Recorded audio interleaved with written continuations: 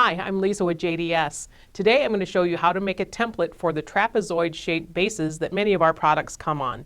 Now this is a shape that we don't usually provide templates already made for you, and there's reasons for that is because there is just too many variables to consider. One is going to be personal preference, really, is if you want the plate that you make to be flush with the edge or inset a little bit. It also depends on the process that you're going to be using to create the plate, whether it's going to be engraved or it's going to be sublimated. So let's get started. The first thing you're going to want to do is grab your handy dandy JDS ruler, and you're going to take 3 measurements on this shape. You're going to measure the width at both the top and the bottom, and then the height as well. So let's measure that. The width is about 3 3/8 at the top and about 3 7/8 at the bottom.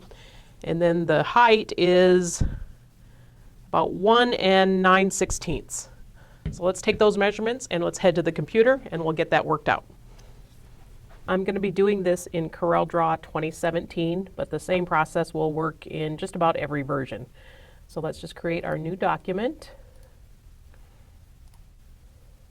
Okay, the first thing I want to do, since we already measured the plate, that we're going to do the widest measurement by the height measurement.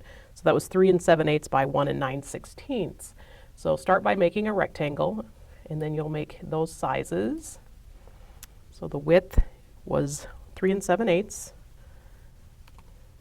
875 by 1 9/16. Which is 1.563. Enter, there you go. And if you hit the letter P, that will center the rectangle right on the page.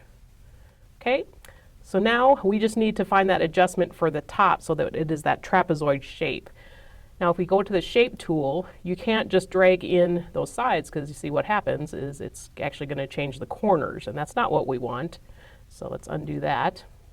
So what we have to do is we need to convert this shape from a rectangle to making it an object. So just hit Control Q or go up to Object and convert to curves. Okay, so now you can see on the bottom it says it's a curve instead of a rectangle. So now if we go into the shape tool, after you select it, there you go. Now you can see we can move those corners in the way we wanted to do it. Okay, so how are we going to get it to be that exact measurement, the 3 3/8 at the top?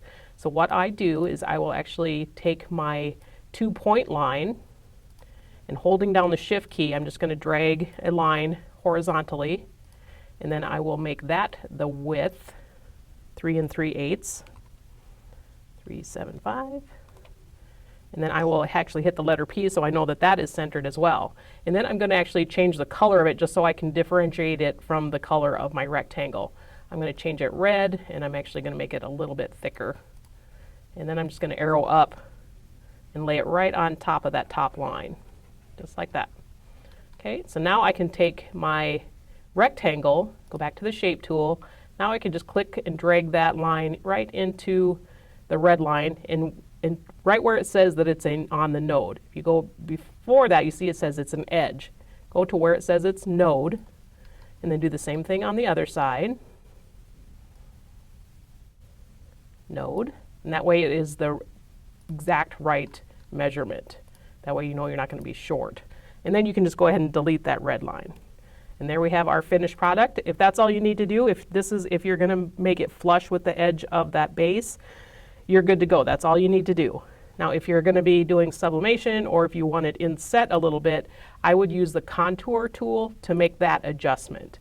So just go to Window, Dockers, going under Effects and Contour. I'm going to do sublimation, so I'm going to do an outside contour of 1/16 of an inch, 0.063. If you're going to make it inset, then just go to the inside, however much distance you want. And hit apply, and there's our bleed edge for sublimation. And I'm going to actually break that apart so that I can control both lines separately. Break that contour apart. Now I can click each line on its own. There you go. So I'm ready to go. I'm going to go ahead and finish this up and sublimate it, and I will show you the completed product. Here's our completed award with the plate attached. I just used some gold line double stick tape to attach the plate right to the award. Very easy process. If you have any questions about any of our templates, please give us a call at 800-843-8853, or you can actually find all of our pre-made templates right on the website at jdsindustries.com. You can also find them on our Dropbox site.